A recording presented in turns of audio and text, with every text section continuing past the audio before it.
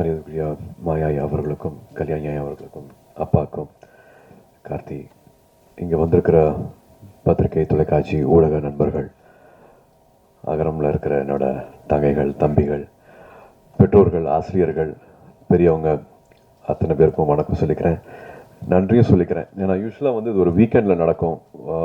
வேறு சில காரணங்கள்னால, தவிர்க்க முடியாத காரணங்கள்னால ஒரு வீக் டேயில் வைக்க வேண்டியதாகிடுச்சு. பட் இருந்தும் அரங்கம் எங்கேயுமே குறையாமல் எல்லாமே நிறைஞ்சு அத்தனை பேரும் இங்கே இதுக்காக உங்களோட நேரத்தை கொடுத்ததுக்கு எல்லா மரியாதை கலந்த நன்றியை நான் தெரிவிச்சுக்கிறேன். ஃபஸ்ட்டு 45 வருஷம் ஆயிடுச்சு, கிட்டத்தட்ட 45 இயர்ஸ். 79 ஆரம்பிச்சு 80 அப்பாவோட விருதுகள் கொடுக்கறது ஆரம்பிச்சு பண்ணிகிட்ருக்காங்க. அகரம் கிட்டத்தட்ட 20 இயர்ஸ் தொடப்போகுது. விதை மட்டுமே ஒரு 15 வருஷம் ஆயிடுச்சு. ஏன்னா அகரமில் ரொம்ப ஹைலைட்டாக எங்களுக்கு ரொம்ப ரொம்ப முக்கியமான ஒரு ப்ரோக்ராமை பார்க்குறது விதை ப்ரோக்ராமு. ரொம்ப சாதாரணமாக 2006 உட்காந்து பேசிகிட்டு இருந்தோம், நானும் ஞானவேல் அவர்களும். அப்போ ஸ்டூடெண்ட் ரிப்போர்ட்டராக ஆரம்பித்து அதுக்கப்புறமா முக்கியமான பத்திரிகையில் முக்கியமான பொறுப்பில் இருக்கிறாரு. அப்போ கேட்ட கேள்விகள் தான். அப்பா இப்போ குட்டி ஒரு கதை சொல்லிட்டு இருந்தாங்க. அவங்களோட அவங்களோட பள்ளி பருவம் எப்படி இருந்துச்சு, ஸ்கூலுக்கு போகிறக்கு முன்னாடி என்னென்ன மாதிரியான சூழல் இருந்துச்சு அப்படின்னு சொல்லிட்டு இருந்தாங்க. எனக்கும் சொல்லியிருக்காங்க, எனக்கும் அது ஞாபகம் இருக்குது. பட் 2006 பேசிகிட்டு இருக்கும்போது அதே மாதிரியான ஒரு சூழல் தான் ஞானவேல் அவர்கள் முதல் தலைமுறை மாணவர்கள் இருக்காங்க தெரியுமா அப்படின்னு கேட்ட கேள்வி தான் அகரம் பிறக்கிறதுக்கு காரணமாக இருந்துச்சு. அப்படிலாம் இல்லையா அப்பா அப்போ சொன்னாங்க, அப்பா ஒரு 50s 40s சொன்ன கதை அது அப்படின்னாங்க. இல்லை, 2006 இப்போவும் நம்மளுக்கு முதல் தலைமுறை மாணவர்கள் இருக்காங்க அப்படின்னு 2006 சொன்னாங்க. 20 வருஷம் தாண்டிட்டோம். இப்போவும் ஒரு மாதத்துக்கு 3000 ரூபா கூட சம்பாதிக்க முடியாத சூழலில் ஒரு குடும்பம் இருக்காங்க. அதில் அப்பா அம்மா தம்பி தங்கச்சின்னு ஒரு 5 பேர் 4 பேர் இருக்கிற குடும்பத்தில் கூட ஒரு நாளைக்கு 100 ரூபா கூட சம்பாரித்து முழுசாக எடுத்துகிட்டு வர முடியாத குடும்ப சூழ்நிலையிலிருந்து வர மாணவர்கள் அவங்களோட அந்த போர் குணம் இருக்கிறியா, அது நான் அதுக்கு தலை வணங்குறேன். அப்படி தான் பார்க்குறேன். இங்கே வந்திருக்கிற தம்பிகளையும் தங்கைகளையும் அந்த போர் குணத்தோடு தான் நான் அவங்கள பார்க்குறேன். நாங்கள் இருக்கிற இடம் ரொம்பவே ரொம்பவே வசதியான ஒரு இடத்துல இருந்துட்டு நாங்கள் பண்ணுற சாதனைகள். இந்த மேடை எனக்கு கிட்டத்தட்ட இப்போ ஒரு 49 வயசாச்சு. நிறைய பேர் பத்திரிகையில் நண்பர்கள் எல்லாருமே வாழ்த்து சொன்னீங்க, அதுக்கு நான் இந்த சமயத்தில் நன்றி சொல்லிக்கிறேன். பட் இவ்வளோ வருஷம் கழிச்சு இந்த மேடை கிடச்சிருக்கு. பட் இந்த மேடை இந்த சாதனையெல்லாம் இந்த 17-18 வயசில் நீங்கள் பண்ணியிருக்கிற, அதுவும் எந்த வசதியும் இல்லாமல் நீங்கள் எதிர்நீச்சல் போட்டு வந்திருக்கீங்க இல்லையா, அந்த சாதனை நாங்கள்லாம் இப்போ இருக்கிறத விட ரொம்ப ரொம்ப உயர்வானது, ரொம்ப மிகப்பெரியது. அதனால் நீங்கள் இன்னொரு 20 வருஷம் 30 வருஷம் கழித்து உங்களை பார்க்கும்போது நீங்கள் தொடப்போகிற உயரம் மிக மிக உயரமான ஒரு இடத்த தான் போய் அடைய போகிறீங்க. அந்த நம்பிக்கையோட மட்டும் நீங்கள் நிச்சயமாக நீங்கள் பயணிக்கணும் அப்படின்னு நான் விருப்பப்படுறேன். விதை திட்டம் நான் சொன்ன மாதிரி இப்போது கிட்டத்தட்ட 5200 மாணவர்களுக்கு மேலே அவங்களோட தொட முடிஞ்சிருக்கு, அவங்களோட வாழ்க்கையை மாற்ற முடிஞ்சிருக்கு. இந்த வருஷம் மாணவர்கள் எண்ணிக்கையும் சேர்த்தா கிட்டத்தட்ட அந்த மாதிரி மாணவர்கள் 6000 பேரோட வாழ்க்கையை அகரம் மூலமாக மாற்ற முடிஞ்சிருக்கு. இது அவங்களோட ஒவ்வொருத்தவங்களோட வாழ்க்கை முறை மட்டும் இல்லாமல் அவங்களோட குடும்ப சூழலாகட்டும், அவங்க எங்கேருந்து வராங்களோ அந்த கிராமங்களாகட்டும், அவங்களுக்கெல்லாம் ஒரு வழிகாட்டியாக இருந்திருக்காங்க. ஸோ அது ஒரு ரிப்பிள் எஃபெக்ட் மாதிரி ஒருத்தவங்களுக்கு வழிகாட்டுறது அவங்க குடும்பத்தில் இருக்கிற தம்பி தங்கைகளாகட்டும், அவங்க வீட்டில் இருக்கிறவங்களாகட்டும், தெருவில் இருக்கிறவங்களாகட்டும், அவங்க கிராமத்தில் இருக்கிறவங்களாகட்டும், எல்லாருக்குமே ஒரு அவேர்னஸ் கிடைக்குது, ஒரு விழிப்புணர்வு கிடைக்குது. இதுக்கப்புறமா இது பண்ணலாமா, இதுக்கப்புறமா இங்கே போகலாமா, இவங்க இருக்காங்களா, இவங்ககிட்ட கேட்கலாமா, இவங்க நம்மளுக்கு வழிகாட்டுவாங்களா, மெட்ராஸில் ஒரு அண்ணா இருக்காங்க, ஒரு அக்கா இருக்காங்களா அப்படிங்கிற மாதிரி ஒரு ரிப்பிள் எஃபெக்ட் மாதிரி தான் இந்த 20 வருஷம் ரொம்ப அழகாக கடந்திருக்கு அப்படின்னு சொல்லுவேன். இது அகரம் இருக்கவங்கனால மட்டும் கிடையாது. இந்த ஒரு நல்லுள்ளம் அத்தனை பேர்கிட்ட வந்திருக்குது. உங்களுக்கே தெரியும், விதை திட்டம் முதல் தலைமுறை மாணவர்கள் அரசு பள்ளியில் படிச்சுட்டு வரவங்க. அவங்களுக்கு ஒரு தலைமை ஆசிரியர் ஒரு லெட்டர் மாதிரி கொடுப்பாங்க. 8ஆவதுலேருந்து 10ஆவது 12ஆவது வரைக்கும் நான் உங்களை பார்த்துருக்கேன். இது தகுதியான மாணவர் மாணவி அப்படிங்கிற மாதிரி லெட்டர் கொடுப்பாங்க. ஒரு 10,000 கிட்டத்தில் லெட்டர் வரும். பட் அதுலேருந்து நாங்கள் ஒரு 1500 எடுத்து அப்புறமா அது ஒரு 700 500 மாதிரி மாறும். ஸோ இந்த ப்ராசஸ்க்கு ஹெல்ப் பண்ணுறது அத்தனை பேர், அப்பா அம்மா ஆசிரியர், அந்த ஊருக்கு வழிகாட்டுறவங்க. தடையுமே இருக்காது, ஒரு அட்ரஸ் இருக்காது, வழித்தடம் இருக்காது. காலையிலேருந்து உங்களுக்காக வெயிட் பண்ணி பஸ்லேருந்து இறங்கின உடனே 2 வீலரில் எங்களை கூட்டிகிட்டு போகிற அந்த ஊரில் இருக்கிற மக்களாகட்டும், அங்கே லோக்கலில் இருக்கிற பத்திரிகை நண்பர்களாகட்டும், வழியே தெரியாமல் நான் கூட்டிகிட்டு போகிறவாங்க அப்படின்ட்டு சைக்கிளில் கூட்டிகிட்டு போகிறவங்களாகட்டும், இல்லை ஒரு லாரி டிரைவர் ஆகட்டும், அத்தனை பேர் வந்து இந்த மாணவ செல்வங்களுக்கு வந்து எப்படியாவது படிப்பு கிடைச்சிடணும், எப்படியாவது இந்த கல்வி கிடைச்சிடணும் அப்படின்ட்டு அத்தனை பேர் வந்து உதவி செஞ்சுருக்காங்க. அத்தனை பேர்த்தோட அந்த ஒரு நேரத்துக்கும் அவங்களோட ஊக்கத்துக்கும் அவங்களோட சப்போர்ட்டுக்கும் அவங்களோட அந்த அந்த ஒரு கல்வி எல்லாத்தையும் மாற்றிடும் அப்படின்ட்டு அவங்கள கொடுத்த நேரத்துக்கு எல்லாமே நான் இப்போது நன்றி சொல்லணும் அப்படின்னு பார்க்குறேன். ஏன்னா 20 வருஷம் ஆயிடுச்சு. அதில் இன்னும் ரொம்ப முக்கியமானது வந்து 350 காலேஜஸ்க்கு மேலே எங்களுக்கு வந்து ஹெல்ப் பண்ணியிருக்காங்க, யூனிவர்சிட்டிஸ் வந்து ஹெல்ப் பண்ணியிருக்காங்க. அதில் வந்து தொடர்ச்சியாக வந்து 350ல் எல்லார் பேரையும் என்னால் இப்போ சொல்ல முடியல. பட் எல்லாத்தையும் ஒவ்வொருத்தரையும் வந்து நன்றியோடு பார்க்குறோம். அகரத்தில் இருக்கிற அத்தனை பேரும் அவங்க எல்லாத்தையும் வந்து நன்றியோடு பார்க்குறோம். பட் தொடர்ச்சியாக கிட்டத்தட்ட ஒரு 40 காலேஜஸ்க்கு மேலே வந்து ஹெல்ப் பண்ணியிருக்காங்க. அவங்களோட பேர் மட்டும் சொல்லணும், படிக்கணும்னு ஆசைப்பட்றேன். அதுக்கு மட்டும் எனக்கு ஒரு நிமிஷம் கொடுக்கணும். அறுபடை வீடு institute of technology Chennai, Agni engineering college Chennai, alpha arts and science college Chennai, Apollo arts and science college Chennai, Apollo hospitals Chennai, Aravind eye hospitals Chennai, ABC polytechnic college Mayiladuthurai, Bharath university Chennai, builders engineering college Erode, Danish Ahmed college of engineering Chennai, DOT School of Design Chennai, Dr. MGR University Chennai, Excel College of Engineering Erode, Einstein Group of Institute Tirunelveli, Hindustan Group of Institutes Coimbatore, JPR Mamalan Group Chennai, Kaveri Hospitals Chennai, KG Hospitals of Pharmacy and Research Institute Viluppuram, Kumaraguru College of Liberal Arts and Kumaraguru College of Technology Coimbatore, MAM Group of Institutions Trichy, Michael Job College of Arts and Science College for Women, Coimbatore, Dr. MGR Janaki Arts and Science Women's College, Chennai, Nanda Arts and Science College, Erode, Pavai Engineering College, Namakkal,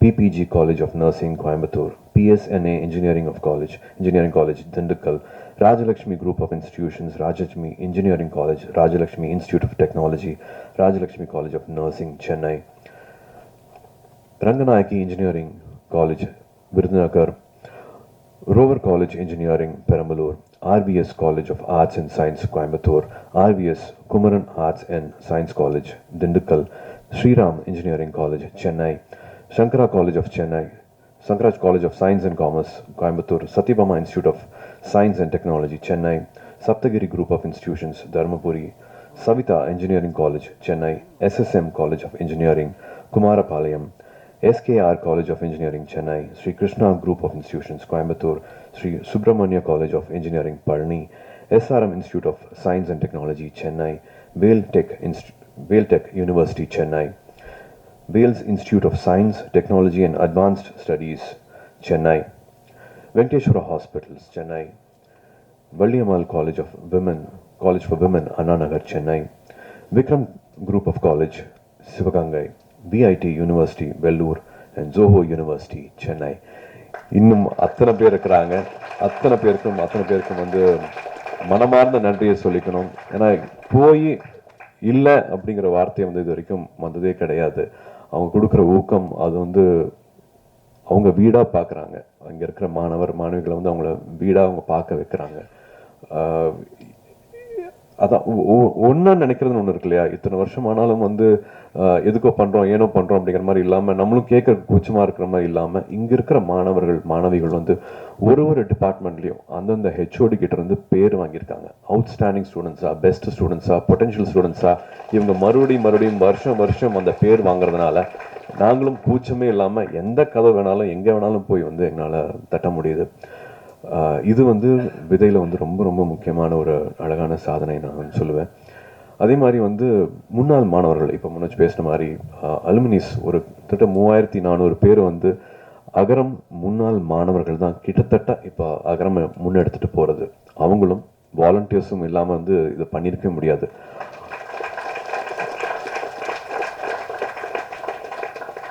அத்தனை புது விஷயங்களும் இது வேண்டாம், இது பண்ணலாம் அப்படின்ட்டு அகரம் புதுப்பிக்கிறது வந்து அகரம் முன்னாள் மாணவர்கள், அலுமினைஸும் வந்து தன்னாளவர்களும்.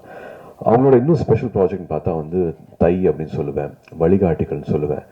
ஜவாது மலையில் வந்து மலைப்பகுதிகளில் இப்போ நீங்கள் பேசுகிற மாதிரி கேட்ட மாதிரி வந்து அங்கே இருக்கிற மலைப்பகுதிகளில் கிட்டத்தட்ட ஒரு 100 ஸ்கூலில் வந்து ஃபெலோஷிப்பில் வந்து அங்கே டீச்சர்ஸாகவே ஜாயின் பண்ணியிருக்கிறாங்க. முன்னாள் மாணவர்கள் வந்து அங்கே கிட்டத்தட்ட ஒரு 60 பள்ளிகளுக்கு மேலே வந்து மறுபடியும் அதை புதுப்பிச்சு மறுபடியும் அவங்க மாணவர்கள் சேர்க்கையை அதிகரித்து அங்கே வந்து 1 வருஷம் 2 வருஷத்துக்கு மேலே அந்த சூழ்நிலை வந்து ரொம்ப வேறு மாதிரி. அங்கே வந்து அங்கேயே தங்கணும், அந்த சமூகத்துக்கூட பழகணும், ஃபோன் வசதிகள் இருக்காது, அங்கே தான் தங்க முடியும், அடிக்கடி வெளியில் வந்துட்டு போக முடியாது. ஒரு இது மாதிரி நான் சொன்ன மாதிரி வந்து ஸ்கூலுக்கு வராத பழக்கமே இல்லாதவங்களை வந்து மறுபடியும் பள்ளி படிப்பு கூட்டிகிட்டு வருதுங்கிறது வந்து சாதாரண விஷயமே கிடையாது. அவங்களெல்லாம் கூப்பிட்டு கேட்டிருக்கோம், என்ன எப்படி இதை பண்ணுறீங்க, அகரம் என்ன சொல்லி கொடுத்துருக்கு, அகரம்னா என்ன அப்படின்னு கேட்கும்போது ஒவ்வொருத்தங்க ஒரு விஷயம் சொன்னாங்க. அதில் ஒரு தங்கை வந்து அகரம் தான் நான் தான் அகரம் அப்படிங்கிற மாதிரி சொல்லிச்சு. என்ன சொல்கிற புரியல அப்படின்னு சொன்ன கேட்கும்போது, இல்லை சூழல் வந்து எல்லாமே ரொம்ப சேலஞ்சிங்காக இருக்கும், எதுவுமே வந்து கிட்டத்தட்ட எதுவுமே சரியாக இருக்காது, சுற்றி இருக்கிறது எல்லாமே தப்பாக இருக்கும், பட் எல்லாத்துலேயும் என்ன நடந்தாலும் வந்து எப்படி வந்து ரெசிலியன்ஸோடு இருக்கிறது, எப்படி நம்பிக்கையோடு இருக்கிறது, எப்படி பாசிட்டிவாகவே இருக்கிறது, வாழ்க்கையில் எது பெருசு அப்படிங்கிறத வந்து முடிவு பண்ணிவிட்டு எது வேணும் அப்படிங்கிறத வந்து தீர்மானிச்சுட்டு அதை நோக்கி மட்டுமே போகணும், எந்த காம்ப்ரமைஸும் பண்ணிக்காம நம்ம நினைச்சதை அடையிறது எப்படி அப்படிங்கிறத வந்து அகரம் சொல்லி கொடுத்துருக்கு. நான் தான் அகரம் தான் நான் அப்படிங்கிற மாதிரி சொல்லிச்சு.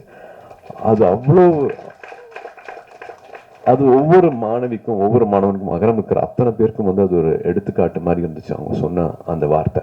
அது நம்ம லைஃப்லையும் அது ரொம்ப ரொம்ப வேணும் அப்படின்னு நினைக்கிறேன். எந்த பொசிஷனில் ஆரம்பத்தில் இருந்தாலும் சரி, நடுவில் இருந்தாலும் சரி, ஃபேடிங்கான ஒரு கெரியர் கிராஃபில் வந்து ஒரு ஃபேடு வேணும், அந்த டைம்லையும் சரி, நிச்சயமாக எல்லாமே வந்து சரியாக போகாது. நிறைய விஷயங்கள் வந்து நம்ம எதிர்பார்க்காத மாதிரி போகும், நெகட்டிவிட்டி வந்து ரொம்ப அதிகமாக இருக்கும். பட் அந்த டைமில் பாசிட்டிவான விஷயங்களை மட்டுமே நினைக்கிறது, பாசிட்டிவாக மட்டுமே பேசுறது. ஏன்னா we can always choose to complaint, மற்றவங்களை பற்றி தப்பாக பேசுகிறதோ, இது சரியில்லை அது சரியில்லைன்னு சொல்கிறதுக்கோ, இல்லாட்டி எடுத்தோன்ன கான்வர்சேஷனில் முதல் வார்த்தையே வந்து எது வந்து தப்பாக நடந்துகிட்ருக்கோ அதை பற்றி ஆரம்பிக்கிறது வந்து நிறைய பேருக்கு வந்து அது பழக்கமாக இருக்கலாம். எல்லாத்தோட வாழ்க்கையிலும் நிறையா கசப்பு இருக்கலாம். பட் அது எல்லாத்தையும் மறந்து நல்லது மட்டுமே பேசுவோம், ஆக்கப்பூர்வமாக மட்டுமே இருப்போம். நம்மளோட ஃப்ரெண்ட்ஸும் சரி, நம்மளோட வளர்ச்சிக்கு மட்டுமே நம்ம வந்து மற்றவங்களுக்கு உதவியாக இருப்போம், நம்மளுக்கு வழிகாட்டியாக இருப்போம் அப்படின்னு அகரமில் ஒவ்வொரு மாணவியும் இந்த வயசில் நினைக்கிறாங்க அப்படின்னா அவங்க ரொம்ப அழகான சூழலில் வந்து வளர்ந்துட்டு இருக்காங்க அப்படின்னு நான் நினைக்கிறேன். எனக்கு அப்படி நினைக்கும் போது வந்து அகரமில் நானும் ஒரு பார்ட்டாக இருக்கேன் அப்படின்னு நினைக்கும் போது வந்து எனக்கு ரொம்ப ரொம்ப சந்தோஷமாக இருக்குது. Everybody needs it in life. ஒரு வாட்டியும் வந்து கசப்பான அனுபவங்கள் வரும்போது வந்து அதை தகர்த்துட்டு பாசிட்டிவாக நினைக்கிறது வந்து ரொம்ப ரொம்ப முக்கியம். கார்த்தியும் சொன்ன மாதிரி வந்து எது ஆகணும் அப்படின்னு நம்ம ஏங்கி தவிக்கிறோமோ அதுவாகவே ஆகும், அது நிச்சயமாக ஆகும். It's a crime to think small, it's a crime to dream small அப்படின்னு நினைக்கிற மாதிரி மைண்டு வந்து ஒரு ஸ்டியரிங். நம்ம எண்ண ஓட்டங்கள் என்னவா இருக்குதோ அதை நோக்கி நிச்சயமாக எல்லாமே அதை நோக்கி போகும், அதை நிச்சயமாக அடையும். நான் ஏற்கனவே திரும்பி சொல்லியிருக்கேன், ஸ்கூல்லையும் சரி காலேஜ்லையும் சரி நான் எதுவுமே நான் சாதிச்சது கிடையாது, எதுவுமே நான் பண்ணது கிடையாது. ஒரு 3 வருஷம் கவர்மெண்ட் இண்டஸ்ட்ரிக்கு போனேன், அதுவும் வந்து ஒரு சின்ன சலிப்பு தட்டுச்சு. ஒரு சின்ன குடும்ப சூழ்நிலை, திரும்பி ஒரு யூட்டர்ன் எடுத்தேன். நான் படித்த படிப்புக்கும் என்னோட வேலை அனுபவத்துக்கும் சம்மந்தமே இல்லாமல் நான் 5 நாளுக்கு முன்னாடி நினைக்கல கேமரா முன்னாடி நான் நிற்பேன் அப்படின்ட்டு. ஒரு சடனாக ஒரு லைஃப்பில் ஒரு யூட்டர்ன் அடிக்க ஆரம்பித்தேன். நேருக்கு நேர் ரிலீஸ் ஆனதுக்கு அப்புறமா தான் வந்து அது இவ்வளோ அன்பு கொடுக்குறாங்களே, ஏன்னா இதுக்கெல்லாம் தகுதியாக, இதுக்கு நான் என்ன பண்ண போகிறேன், என்ன கைமாறு பண்ண போகிறேன் அப்படிங்கிறதுக்கு அப்புறமா தான் வந்து நான் வாழ்க்கையில் வந்து இன்னும் கொஞ்சம் ஒழுங்காக உழைக்கணும், இந்த அன்புக்கு இந்த நான் தகுதியாக்கிக்கணும் அப்படின்னு ஆரம்பித்தேன். அப்படி ஆரம்பிச்சனால இந்த நிலைமைக்கு வர முடியுதுன்னா, நீங்கள் உங்களோட சிந்தனைகள் வந்து சரியாக வச்சுருந்தீங்கன்னா யார் வேணாலும் என்ன வேணாலும் ஆகலாம். என்னோட ஒன்றுமே இல்லாத நான் வந்து இந்த இடத்துலையும் இந்த மாதிரி ஒரு அன்பு கிடைக்கிற நிலைமைக்கு வந்து என்னால் வர முடிஞ்சிருக்கு அப்படின்னா, இது 17 வயசில் வந்து இவ்வளோ சிரமங்களுக்கு தாண்டிட்டு நீங்கள் அடைஞ்சிருக்கிற இந்த இடம், நீங்கள் செஞ்சுருக்கிற இந்த சாதனை, இந்த மார்க்ஸு, இது எல்லாமே பண்ணக்கூடிய அந்த வீரியம், அந்த தைரியம், அந்த பவர் இருக்குன்னா நீங்கள் தொடக்கூடிய எல்லைகள் வந்து நீங்கள் தான் அந்த எல்லையை வந்து நீங்கள் தான் முடிவு பண்ணணும். எங்கே வேணாலும் போகலாம், எது வேணாலும் பண்ணலாம், எதுவுமே தடை கிடையாது. இப்போ இருக்கிற சூழல், இப்போ இருக்கிற சின்ன சின்ன பிரச்சனைகள்லாம் வந்து 6 மாதம் கழிச்சு நீ அது ஒரு பிரச்சனையே இருக்காது, ஒரு 3 வருஷம் கழிச்சு நீங்கள் அது அப்படி ஒரு சிந்தனையே இருக்காது உங்கள் வாழ்க்கையில். ஸோ தயவு செஞ்சு வந்து இப்போ இருக்கிற பிரச்சனைகளை வந்து ரொம்ப சின்னதாக்கிடுங்க. நாகேஷ் எல்லாம் சொல்கிற மாதிரி வந்து இங்கே வச்சு பார்த்தா தான் அது பெரிய பிரச்சனையாக இருக்கும். அந்த இப்படி தள்ளி பிடிச்சினா வந்து ஒரு சின்ன தூசி மாதிரி ஆயிரும் அந்த பிரச்சனை. ஸோ அது விலகி இருந்து பாருங்கள். இப்போ இருக்கிற பிரச்சனையை ஒரு பிரச்சனையாகவே நினைக்காதீங்க. Only think positive, only positive thoughts. வாழ்க்கை இன்னும் ரொம்ப அழகானது. வாழ்க்கையை நிறைய நம்பிக்கை வைங்க. நினைக்கிற விஷயங்களை நிச்சயமாக நம்ம சாதிக்க முடியும். ஐயா சொன்ன மாதிரி வந்து அப்பாவும் சொன்ன மாதிரி வந்து அப்பா 20 வருஷத்துக்கு முன்னாடியே வந்து சூலூரில் ஆரம்பிச்சிருக்காங்க. ஸ்கூல் மேனேஜ்மெண்ட் கமிட்டி எஸ்எம்சின்னு சொல்கிற பள்ளி மேலாண்மை குழு வந்து ரொம்ப ரொம்ப முக்கியமான அழகான மாற்றங்களை கொண்டுட்டு வந்துட்டுருக்கு. 2 வருஷமும் அந்த மாற்றங்களை பார்த்துட்ருக்கோம். அதுக்கும் வந்து இங்கே இருக்கிற மாணவர்களுக்கு நான் நன்றி சொல்லிக்கிறேன். அந்த தன்னார்வல் குழுவுக்கும் வந்து நான் நன்றி சொல்லிக்கிறேன். ஏன்னா இவங்களோட அந்த இணை மூலமாக தான் வந்து பெரிய பெரிய மாற்றங்கள் நடந்துட்டு வந்துட்டு இருக்குது. ஒவ்வொருத்தரும் பள்ளியில் திரும்பி நம்மளோட நேரத்தை செலவழிக்கிறது வந்து ரொம்ப முக்கியமான ஒரு விஷயமா இருக்குது. ஸ்கூலுக்கு மறுபடியும் வந்து கிராமங்களில் இருக்கிற படித்து வந்திருந்தோம்னா அந்த ஸ்கூலில் நம்மளை மறுபடியும் நினச்சிக்கிறது ரொம்ப முக்கியமாக இருக்குது. அங்கே இருக்கிற பெற்றோர்கள் அந்த பள்ளியோட நடவடிக்கையிலும் சரி தயவு செஞ்சு ஒரு உறுப்பினராக இருங்க. பெரிய மாற்றங்கள் வந்து 2 வருஷமாக பார்த்துட்ருக்கிற நம்பிக்கையில் சொல்கிறேன். கல்விங்கிறது வந்து ஒரு ஆயுதம், கல்விங்கிறது ஒரு கேடயம். நம்ம இப்போ பார்த்த மாதிரி இவ்வளோ சேஞ்சஸ் பார்த்துட்டு இருக்கிற மாதிரி, மணிப்பூர்ந்து வந்துக்கிற தங்கை சொல்கிற மாதிரி நம்ம ரொம்ப கொடுத்து வச்ச வாழ்க்கையை நம்ம இங்கே வாழ்ந்துட்டுருக்குறோம். கல்வி வந்து எல்லாருக்குமே கிடைக்கணும். அப்போ பேசுகிற மாதிரி இல்லாமல் இப்போவும் முதல் தலைமுறை மாணவர்கள் இருக்காங்க. இது சேரிட்டி கிடையாது, இது வந்து ரெஸ்பான்சிபிலிட்டி, இது நம்மளோட பொறுப்பு. அகரம் வந்து உங்களோடது. இது எப்பவும் தொடர்ந்து போகிறதுக்கு எல்லாரும் ஊர் கூடி தேர் எழுப்போம். எல்லாருக்கும் ரொம்ப ரொம்ப நன்றி. இந்த நேரம் கொடுத்ததுக்கு ரொம்ப ரொம்ப நன்றி. வணக்கம். ஸ்கூலுக்கு போய் படிங்கன்னா பஞ்சு டைலாக் எழுதுது, என்ன பண்ணுறது இவங்களெல்லாம். பெரியவங்க எல்லாருக்கும் வணக்கம். பத்திரிகை தொலைக்காட்சி நண்பர்களுக்கு வணக்கம். மேடையில் இருக்கும் மாயா அவர்களுக்கும் கல்யாணி அவர்களுக்கும் அப்பா அண்ணா அகரம் குழந்தைகள் எல்லாருக்கும் வணக்கம். பெற்றோர்களுக்கு முக்கியமாக ஆசிரியர்களுக்கும் ரொம்ப ரொம்ப வணக்கம். நான் 2 வயசு இருக்கும்போது ஆரம்பித்த ஒரு அறக்கட்டளை. அது சின்ன வயசில் ஆத்தா சொல்லுவாங்க, எது பண்ணாலும் தொடர்ந்து பண்ணுற மாதிரி இருக்கணும், ஆரம்பிச்சு நிறுத்தக்கூடாது. இது சின்ன வயசில் நான் கேட்ட ஒரு வார்த்தை. ஆனால் அது தொடர்ந்து பண்ணுறது அப்படிங்கிறது அவ்வளோ ஈஸி இல்லை. நான் சின்ன வயசுலேருந்து பார்த்துருக்கேன். நினைவு தெரிஞ்ச நாள்லேருந்து வீட்டில் தான் அந்த ஃபங்க்ஷன் நடக்கும். சிவகுமார் கல்வி அறக்கட்டளை ஃபங்க்ஷன் நடக்கும். நாங்கள் சின்ன பசங்களாம் ஸ்கூல் படிச்சுட்டு இருக்கும்போது இருந்தே அந்த ஒர்க்கை பார்த்துருக்கோம். இன்றைக்கி ரொம்ப ஈஸி கம்யூனிகேஷன். ஒரு செல்ஃபோன் இருக்குது, நம்ம தெரிஞ்சவங்களை எங்கேனா ட்ராக் பண்ணி பிடிச்சிடலாம். ஆனால் அப்போ வந்து ஸ்கூலில் ஃபஸ்ட் மார்க் வாங்கின பசங்க, ஸ்டேட்டில் ஃபஸ்ட் மார்க் வாங்கின பசங்களை தேடி பிடிக்கணும்னா அது ஒரு பெரிய வேலை. அப்பாவோட ஃப்ரெண்ட்ஸ் வீரனன் மாமா இங்கே நான் நினச்சி பார்க்குறேன், ராவ் அவர்களை நினச்சி பார்க்குறேன். அவங்க 3 பேர் ஒரு ஸ்ட்ரீட்டில் இருந்து 3 பேர் சேர்ந்து நம்ம ஏதாவது ஒன்று பண்ணணும். அப்பாவுடைய 100வது படம் முடியுது.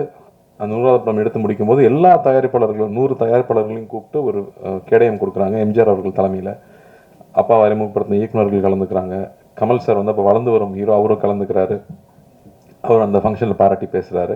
அந்த ஃபங்க்ஷன் முடியும் போது ஒரு படத்துடைய சம்பளம் மொத்தமாக அப்படி நம்ம கொடுக்க மனசு வருமானு தெரியல, மொத்த சம்பளத்தை அப்படியே பேங்க்கில் போட்டு, ஏன்னா நான் அப்படி பெருசாக காசுக்கு ஆசைப்படாத ஒரு ஆளாக இருந்திருக்காரு அப்பா.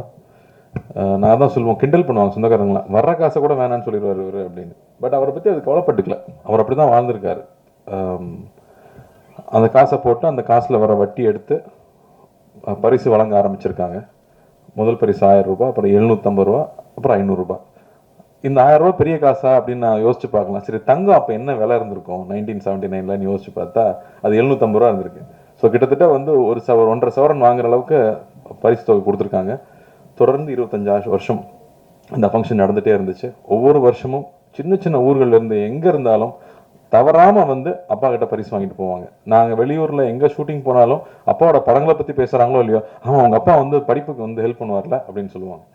ஸோ அதை தொடர்ந்து பண்ணது தான். அதுக்கப்புறம் 25வது ஆண்டுக்கு அப்புறமா அகரம் எடுத்து அதை செய்ய ஆரம்பிச்சது. அகரம் எடுத்ததுக்கப்புறமா தான் வந்து வெறும் ஃபர்ஸ்ட் மார்க் எடுத்தது மட்டும் கிடையாது, எங்கேருந்து ஃபர்ஸ்ட் மார்க் எடுத்தான் அப்படிங்கிறது ரொம்ப முக்கியமாக இருக்குது அப்படிங்கிறது புரிதல் வந்துச்சு. எந்த இடத்துலேருந்து ஆரம்பித்து படித்து வந்தாங்க. இன்றைக்கி வந்து ஒவ்வொரு பசங்களும் அவங்களுடைய பேக்ரவுண்ட் சொல்லும்போது அப்பா எங்கேருந்து வந்தாருன்னா யோசிக்க முடியுது. எங்கனாலும் அதை நான் சொல்ல முடியாது. நாங்கள் வந்து ஆசீர்வதிக்கப்பட்டவங்க அப்படின்னு தான் சொல்லிக்கணும், இல்லை போன ஜென்மத்து புண்ணியம்னு சொல்லிக்கலாம். அப்பாவுக்கு பையனாக பிறந்ததுனால பல விஷயங்கள் கடந்து வந்துட்டோம். ஆனால் அப்படி இருந்தாலும் வந்து எதுவும் தெரிஞ்சுக்காமல் இங்கே வந்துட முடியாது. இதுக்கு பயங்கர ஹார்ட் ஒர்க் தேவை. யார் எந்த இடத்துல ஆரம்பித்தாலும் ஹார்ட் ஒர்க் பண்ணி தான் ஆகணும்.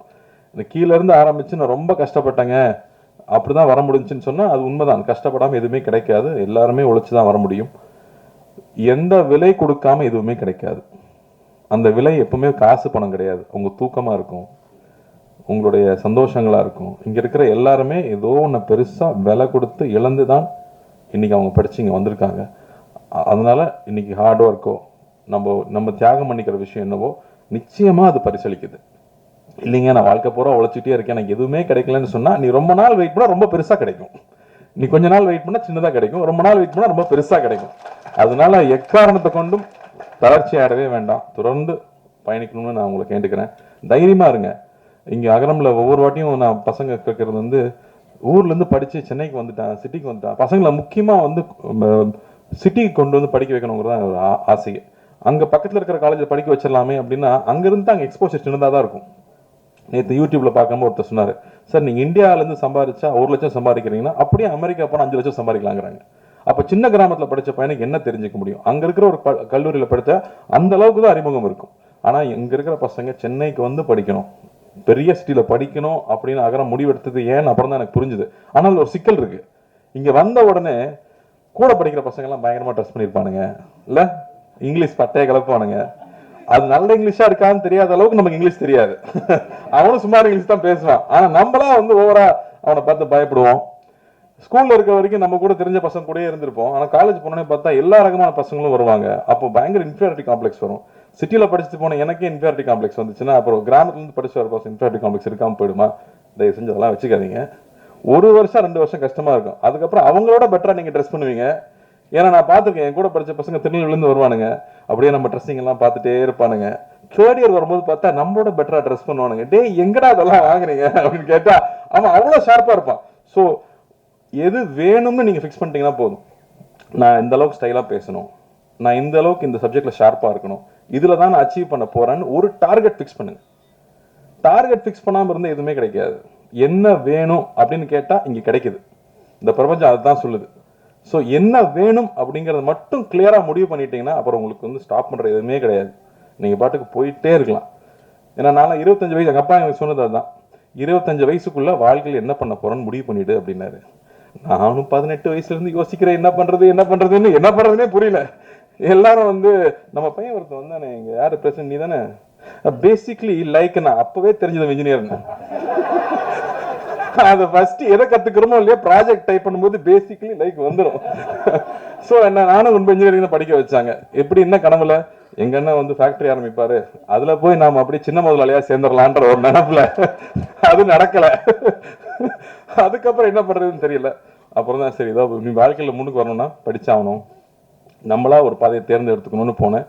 அப்போ நான் இன்ஜினியரிங் படிச்சு முடிச்சதுக்கு அப்புறமா ஒன்று தெளிவாக புரிஞ்சுது, எனக்கு வந்து இன்ஜினியரிங் எல்லாம் பிடிக்கல, எனக்கு சினிமா பிடிச்சிருக்கு. அது சொல்றதுக்கு ரொம்ப வெக்கமா இருந்துச்சு, ஆனால் அதை சொல்லி தான் ஆகணும். எங்க அண்ணனுக்குலாம் அவ்வளோ இன்ட்ரெஸ்ட் கிடையாது, பட் எனக்கு பிடிச்சிருந்துச்சு. ஸோ நான் தைரியமா அப்பா கிட்ட சொல்லிட்டு, இல்லைப்பா நான் திரும்பி வரேன், நான் சினிமாவில் ட்ரை பண்ண போறேன், கத்துக்கணும்னு தான் நினைச்சேன். எதுவுமே எனக்கு தெரியாது, கத்துக்கணும்னு ஆசைப்பட்டு வந்தேன். ஆனா இதுதான் அப்படின்னு நான் முடிவு பண்ணதுக்கு அப்புறமா எனக்கு எல்லாமே நடந்துச்சு.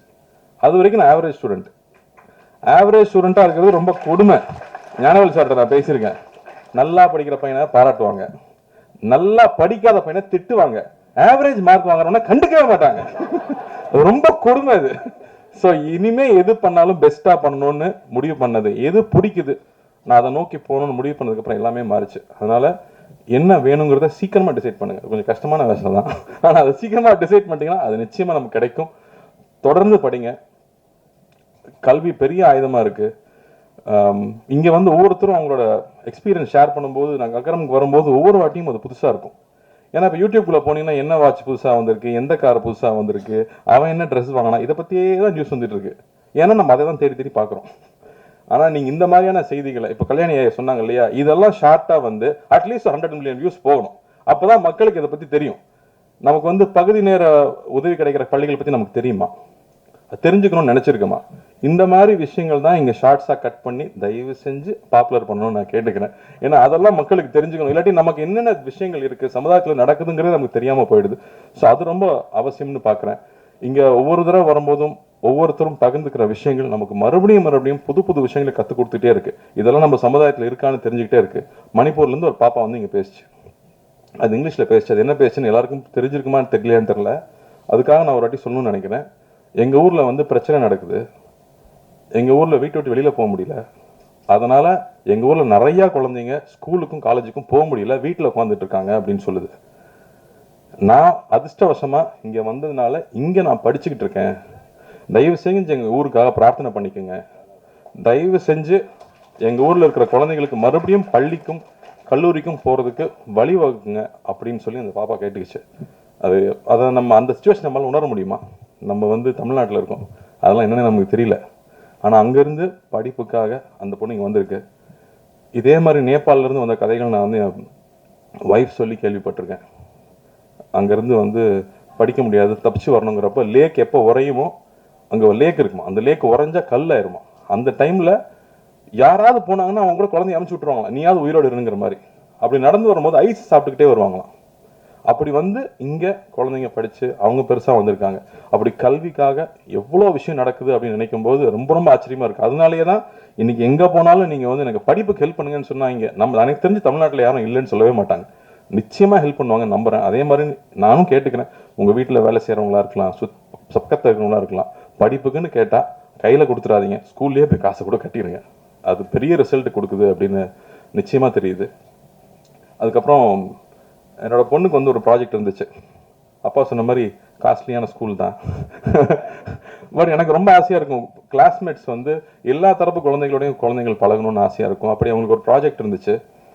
ஒரு கவர்மெண்ட் ஸ்கூலில் போய் அங்கே இருக்கிற குழந்தைங்ககிட்ட ஒரு ப்ராஜெக்ட் பண்ணி அவங்ககிட்ட இன்ட்ராக்ட் பண்ணி, நீ ஏன் ஸ்கூலுக்கு வர, ஸ்கூலுக்கு வரதுக்கு உனக்கு ஏன் பிடிக்குது, உங்கள் அப்பா ஸ்கூலுக்கு அனுப்பலன்னா நீ எப்படி சண்டை போட்டு வருவ அப்படின்னு கேட்குறதுக்கு ஒரு ப்ராஜெக்ட். அதில் தன் வயசில் இருக்கிற குழந்தைகள் கூட போய் அங்கே உட்காந்து பேசி அவங்க ஒரு ப்ராஜெக்ட் பண்ணிட்டு வந்தாங்க. அதுக்கப்புறமா ஒரு ஒரு ப்ராஜெக்ட் வச்சு எக்ஸ்பிளைன் பண்ணாங்க. அப்போ வந்து ரொம்ப இன்ட்ரெஸ்டிங்காக ஒரு விஷயம் நடந்துச்சு.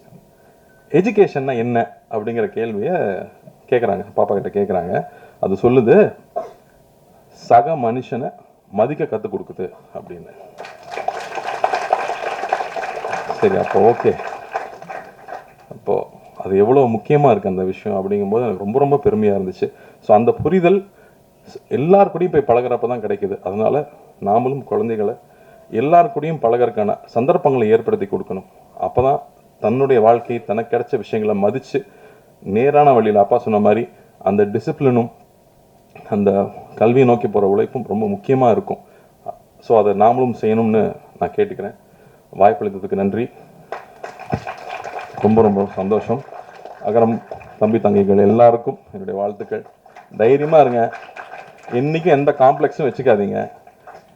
ஒருத்தனுக்கு 1 வருஷத்தில் கிடைக்கும், ஹார்ட் ஒர்க் பண்ணால் நமக்கு 5 வருஷத்தில் கிடைக்கும், இல்லை 10 வருஷத்தில் கிடைக்கும். ஒர்க் பண்ணுங்கள், எவ்வளோ லேட் ஆகுதோ அந்தளவுக்கு போனஸ் பெருசாக கிடைக்கும். அவ்வளோதான். கிட்டத்தட்ட நிகழ்ச்சி முடிஞ்சிடுச்சுன்னு நினைக்கிறேன். இனிமேல் நாங்கள் முழுவதும் பேசுறதுக்கு என்ன இருக்குன்னு நான் இவங்க யோசனை பண்ணேன்.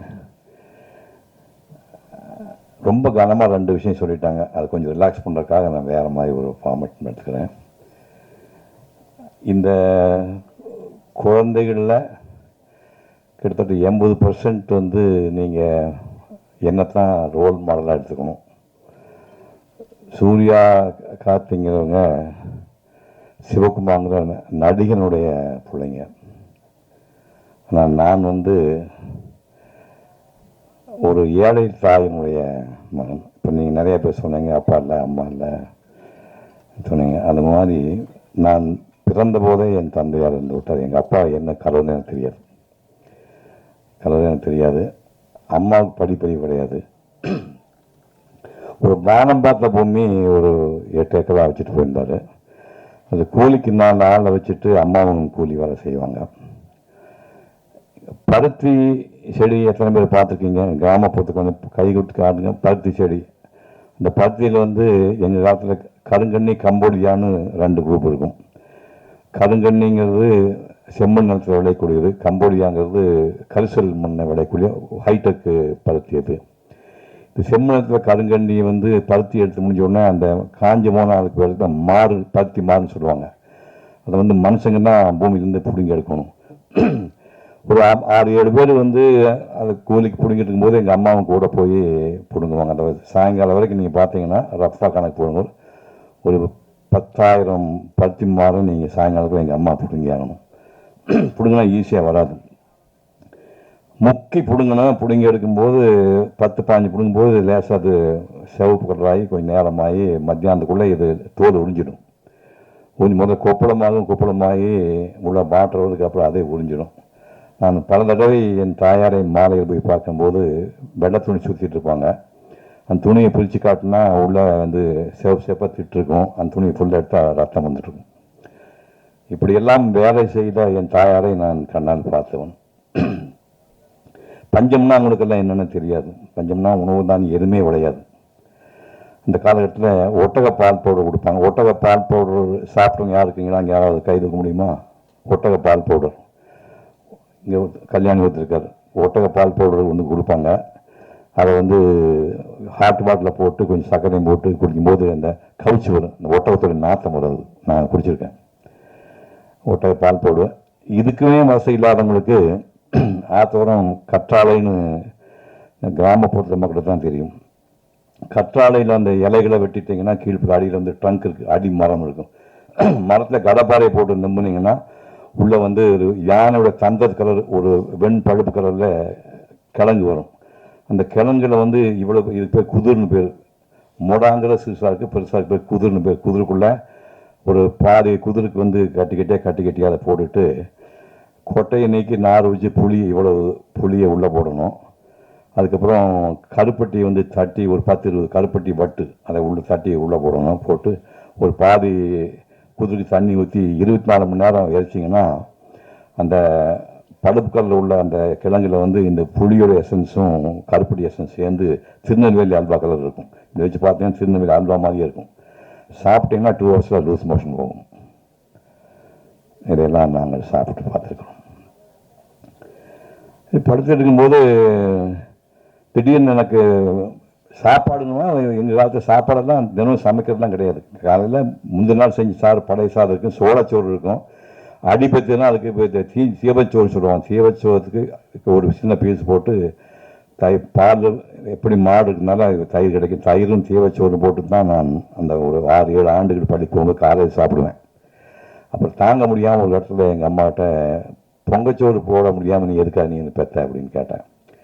அது எங்கள் அம்மாவை பேசாமல் படந்தேன். அது ஒன்றும் சொல்லாமல் எப்படியோ கடனோடு வாங்கி ஒரு பிடி அரிசி மட்டும் வச்சுருந்தேன். அந்த ஒரு பிடியை வந்து போட்டு சமைச்சு அரிசியும் பருப்பு சாதம், கோயம்புத்தூர் ஜில்லாவுக்கு தான் தெரியும், நீங்கள் லெமன் ரைஸ் சொல்லுவீங்க, இல்லை அது அரிசியும் பருப்பு சாதம் செஞ்சு பள்ளிக்கூடத்துக்கு போகிற அன்றைக்கி மட்டும் அந்த பாத்திரத்துக்குள்ளே போட்டு எங்கள் அம்மா அனுப்புவாங்க.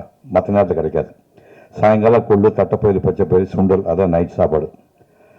இப்போ போகும்போது ஊருக்குள்ளே பள்ளிக்கூடம் கிடையாது, மின்சாரம் கிடையாது, டாய்லெட் கிடையாது, குடிதண்ணீர் கிடையாது. பக்கத்தில் ஒரு கிலோமீட்டர் தூரத்தில் ஒரு ஊரில் போய் படிக்கிறோம்னா அங்கே வந்து தனியார் பள்ளிக்கூடம், ப்ரைவேட் வாத்தியார் ஒருத்தர் இருக்கிறாரு, கல்யாணசாமி நாடு இருந்தார். ஊருக்கு கோயிலை விட்டு தனியாக மொட்டமே ஒரு மொட்டை மண்டபம்னு ஊருக்கு நடுவில் மண்டபம் இருந்துச்சு. அந்த மண்டபத்தில் வந்து தரைப்பகுதி இந்த ஹைட் இருக்கும், பூரா தூசி வந்துட்டு இருக்கும். ஸ்கூலுக்கு வர வழியில் வந்து மாடு சாணம் போட்டுருக்கோம். சாணத்தை வந்து ஒரு கூடையில் நாங்கள் அள்ளிட்டு வந்து அதை அப்படியே கரைச்சி விட்டு முதல்ல சாணம் போட்டால் சாணத்தில் புகை வரும். சாணம் போட்டு பார்த்துக்கணும், நீங்கள் மாடு சாணம் போட்ட உடனே அது ஒரு புகை வரும். அதை பாரு அந்த அம்மா பார்த்துக்கோங்க. சாணம் போட்டு அந்த புகையோடு அந்த சாணத்தை எடுத்துகிட்டு போய் கூடையை போட்டு பிசைஞ்சு கரைச்சி அதை வந்து மெழுகி விட்டு அது காஞ்சதுக்கப்புறம் அதுதான் உட்காந்து ஒரு 30 பேர் நாங்கள் படித்தோம். அப்படி 1ஆம் கிளாஸுக்கு 1 ரூபா, 2ஆம் கிளாஸுக்கு 2 ரூபா, 3ஆம் கிளாஸுக்கு 3 ரூபா, 4ஆம் கிளாஸுக்கு 4 ரூபா, அப்புறம் 5ஆம் கிளாஸுக்கு நேராக ஸ்கூல் பள்ளிக்கூடத்துக்கு போகணும். அந்த காலத்திலேயே வந்து ஒரு மேத்ஸில் ஜீனியஸாக இருந்தவர். நான் பல இடங்கள்ல இந்த கதை சொல்லியிருக்கேன். எங்கள் பசங்க கோச்சிக்குவாங்க, இது எங்கே போனால் இதையே சொல்லிட்டுங்களான்னு. இருந்தாலும் பரவாயில்ல, மன்னிச்சுங்க, இங்கேயும் சொல்கிறேன். ராம்ஜியான்னு சொன்னால் சந்தோஷமாக இருக்கேன். காலரைக்கால் காசுக்கு 4 கத்திரிக்காய், 1 காசுக்கு எத்தனை கத்திரிக்காய்? இப்போ நான் சொல்கிறீங்களா?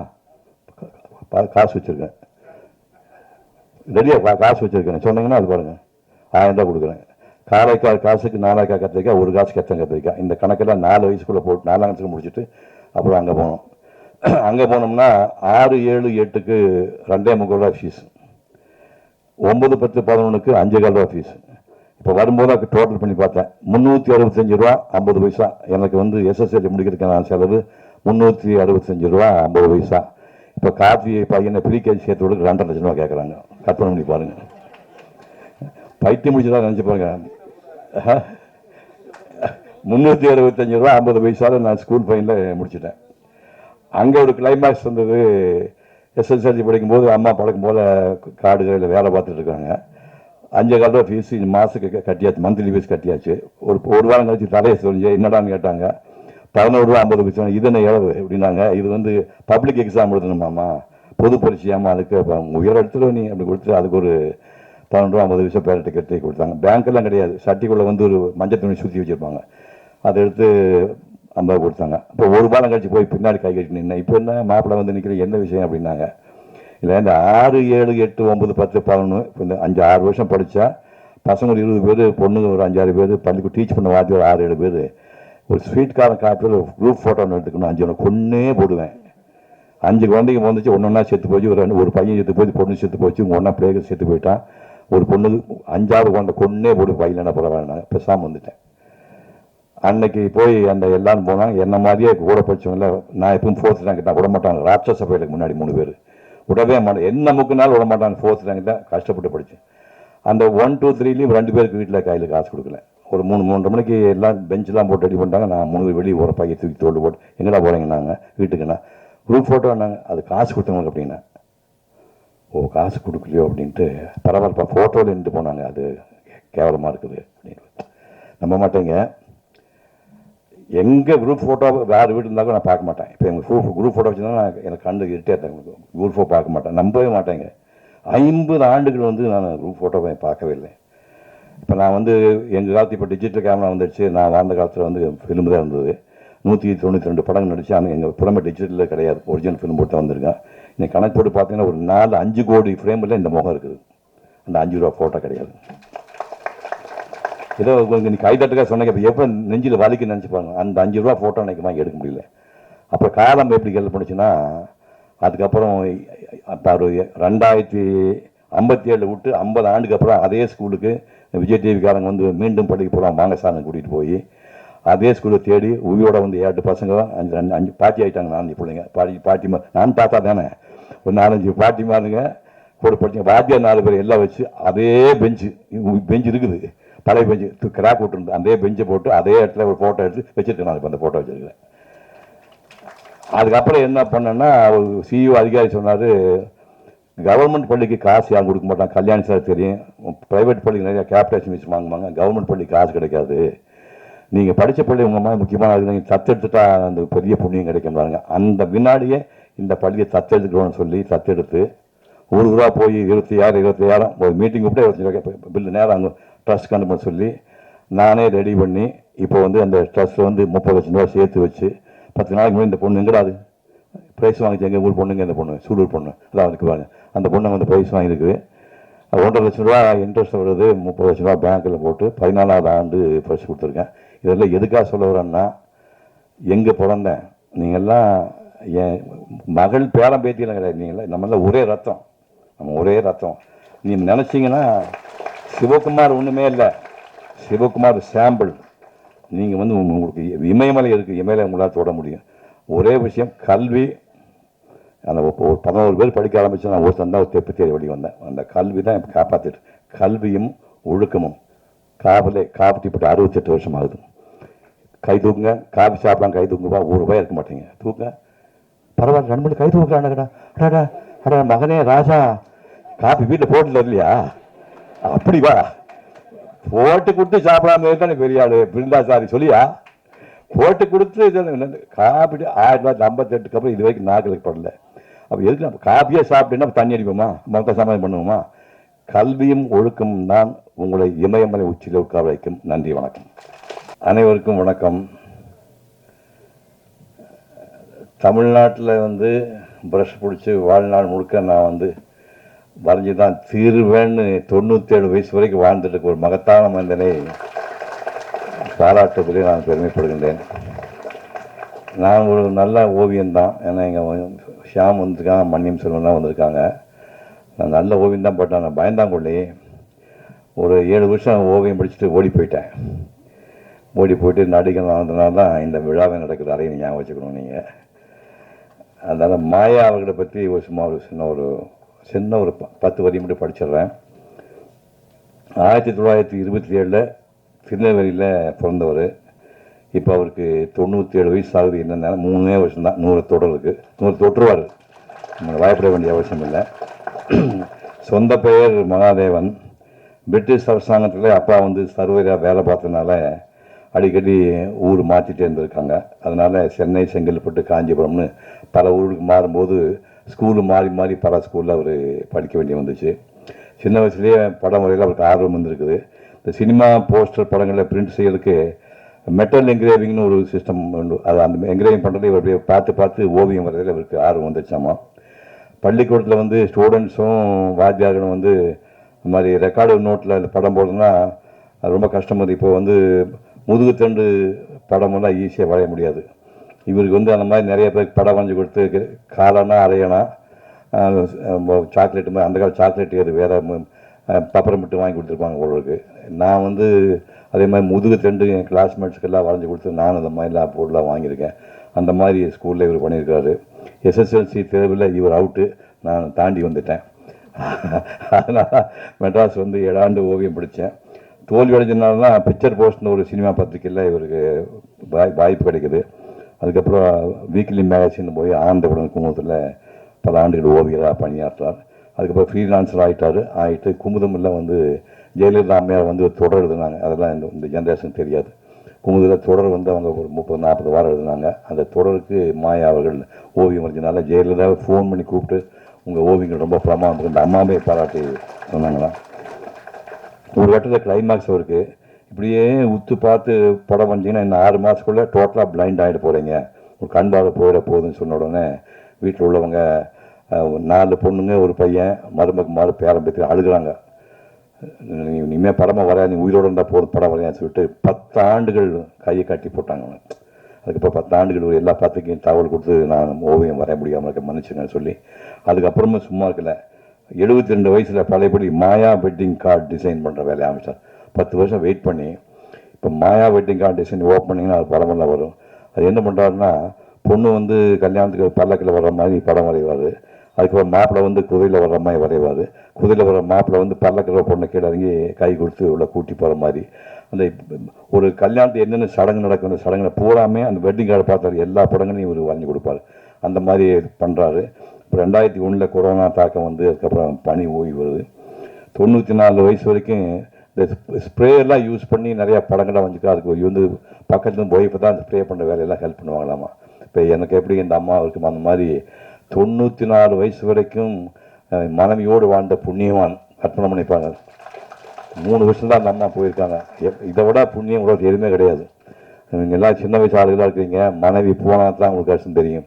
தாயோடு அறுசுவை போம், தந்தையோடு கல்வி போம், சேயோடு தாம் பெற்ற செல்வம் போம், ஆயவாள் உற்றாரோடு போம், உடம்புறப்போடு தோல்வலி போம், பொத்தாலியோடு எவையும் போம்ட்டாங்க. பொண்டாட்டி போன சகலம் போயிடும். அது போய் 94 வயசுக்கு புண்ணியவான், மனைவியோடு வாழ்ந்த புண்ணியவான்.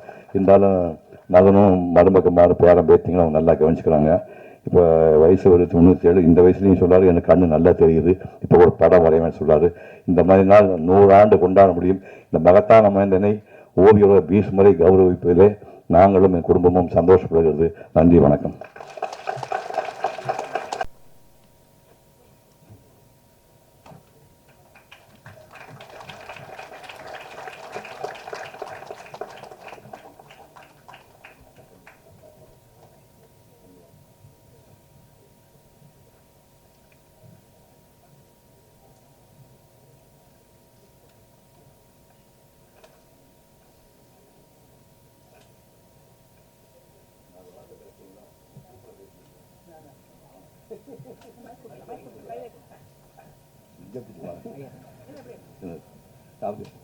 மைக்கில் பேசிங்கன்னா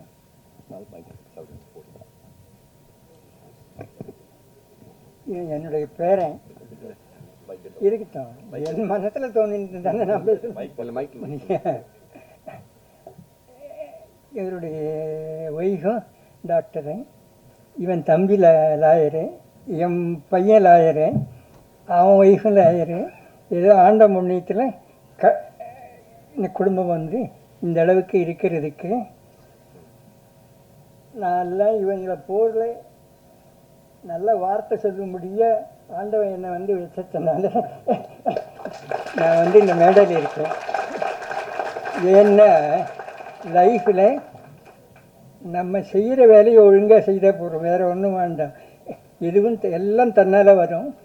ஆனால் எதுக்கு ஆசைப்படாமல் இருக்கிறது தான் நம்மளுடைய வேலை. நம்ம வேலை ஒன்று தான் நமக்கு ஆண்டவன் கொடுத்து வரோம். அதை நம்ம ஒழுங்காக செய்தோம்னா எல்லாம் நல்லா கிடைக்கும். இது இவ்வளோ தூரம் நான் என் பையன் எல்லோரும் ஒரே குடும்பமாக இருக்கோம். எல்லாம் நல்லா எதிர்பார்த்ததே கிடையாது. ஏதோ ஆண்டவனாக பார்த்து நாங்கள் நல்லபடியாக நடந்துட்டு இருக்கோங்கிறதுனால கொடுத்ததுன்னு நினைக்கிறேன் நான். வணக்கம்.